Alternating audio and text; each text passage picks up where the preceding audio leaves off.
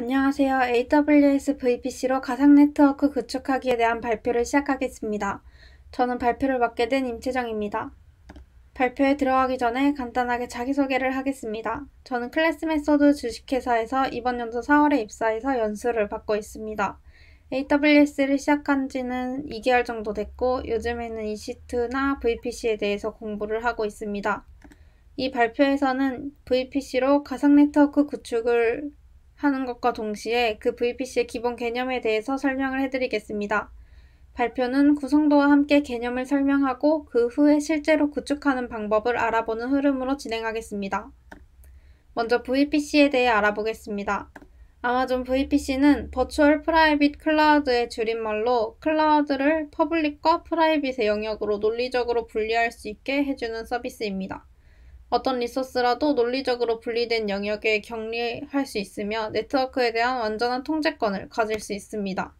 아마존 VPC는 기업의 클라우드 데이터 센터의 구현 체계고 VPN, 다이렉트 커넥트 등과 같은 서비스와 결합을 하면 기존 데이터 센터를 클라우드로 확장할 수도 있는 서비스입니다.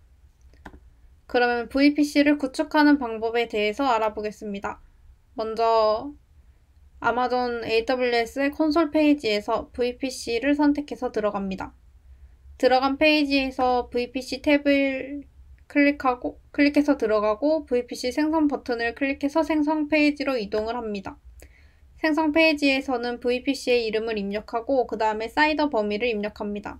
여기서 사이더란 IP 주소 할당 방법입니다.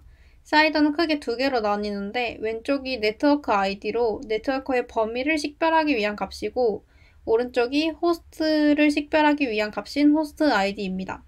예를 들어 제가 생성한 VPC의 사이더는 172.31.0.0/16이기 때문에 172.31이 네트워크의 범위를 나타내는 값이고 뒤에 0.0이 호스트 ID 범위가 됩니다. 이렇게 사이더를 입력한 후에 생성하기를 클릭하면 VPC가 성공적으로 생성된 페이지를 확인할 수 있습니다. 이렇게 되면 VPC가 구축이 된 것입니다. 그 다음에는 VPC 안에 있는 서브넷에 대해서 알아보겠습니다. 서브넷은 서브 네트워크의 줄임말로 IP 네트워크의 논리적인 하위 부분을 가리킵니다. 서브넷을 통해서 하나의 네트워크를 여러 개로 나눌 수 있습니다. 아마존 VPC를 이용하면 퍼블릭, 프라이빗 서브넷 등 다양한 서브넷을 생성할 수 있습니다. 여기서 퍼블릭 서브넷이란 인터넷을 통해 연결할 수 있는 리소스를 위한 것이고 프라이빗 서브넷은 인터넷을 연결하지 않고 보안 유지를 위한 배타적인 연결을 위한 것입니다. 이처럼 워크로드의 유형에 따라서 격리가 필요한 경우 서브넷을 생성해서 사용할 수 있습니다. 그럼 퍼블릭과 프라이빗 서브넷을 아까 만들어둔 VPC에 하나씩 구축을 해보겠습니다. 먼저 프라이빗 서브넷입니다. 서브넷 탭에서 서브넷 생성을 누르고 생성 페이지에서 서브넷을 생성할 VPC의 ID를 선택을 합니다.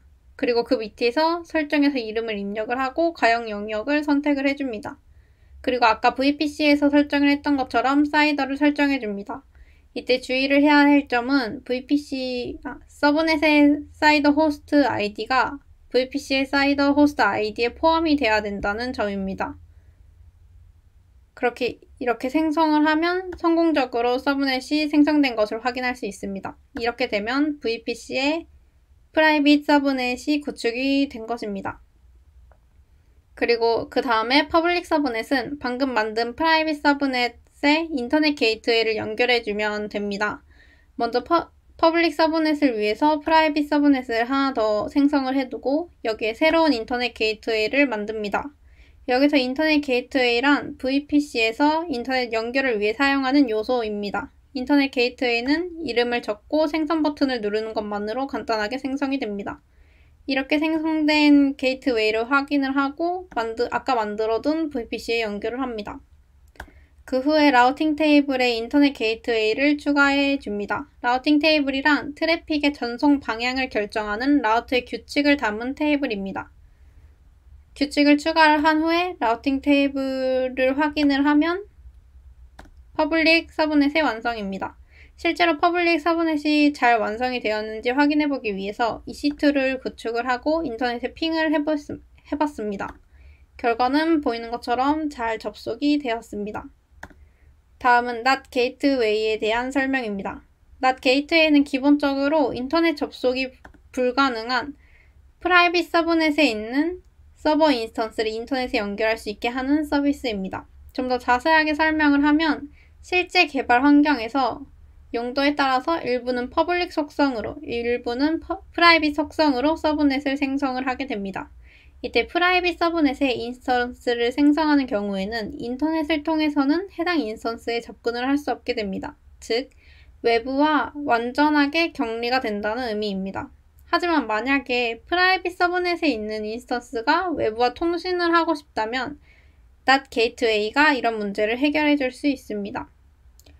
프라이빗 서브넷의 인스턴스의 트래픽이 인터넷으로 전달이 되면 IP 주소는 NAT 기기의 주소로 대치가 되고 응답이 돌아올 때도 NAT 기기의 주소를 변환해서 서버 인스턴스의 프라이빗 IP 주소로 전달을 하는 형식입니다. 그럼 NAT 게이트웨이를 사용을 해서 프라이빗 서브넷에 있는 인스턴스와 인터넷을 통신하도록 해보겠습니다. 그러기 위해서는 프라이빗 서브넷에 인스턴스를 하나 생성해야 하는데 이 부분은 생략을 하고 진행을 하겠습니다. 만약에 프라이빗 서브넷에 인스턴스를 하나 생성을 했다면 그 후에 NAT 게이트웨이를 생성을 합니다. NAT 게이트웨이를 만들 때는 그 NAT 게이트웨이를 만들 장소인 서브넷을 선택을 해야 하는데 NAT 게이트웨이는 퍼블릭 서브넷에서 통신을 도와주기 때문에 여기서는 퍼블릭 서브넷을 선택을 합니다. 그리고 탄력적 IP를 할당을 받고 생성을 완료합니다. 그 후에 생성한 NAT 게이트웨이를 프라이빗 서브넷의 라우팅 테이블에 추가를 해둡니다. 이걸로 NAT 게이트웨이를 사용해서 프라이빗 서브넷에 있는 인스턴스와 인터넷이 통신을 할 수 있게 되었습니다. 이것도 실제로 잘 통신이 되는지 확인을 해보기 위해서 인터넷에 핑을 해봤을 때 성공적으로 통신이 되는 것을 확인할 수 있습니다. 마지막으로 VPC 피어링에 대한 설명을 하겠습니다. VPC 피어링 기능은 하나의 VPC를 또 다른 VPC에 연결을 하고 서로의 프라이빗 주소를 통해서 트래픽을 교환하는 방식으로 교환하기 위한 방법입니다.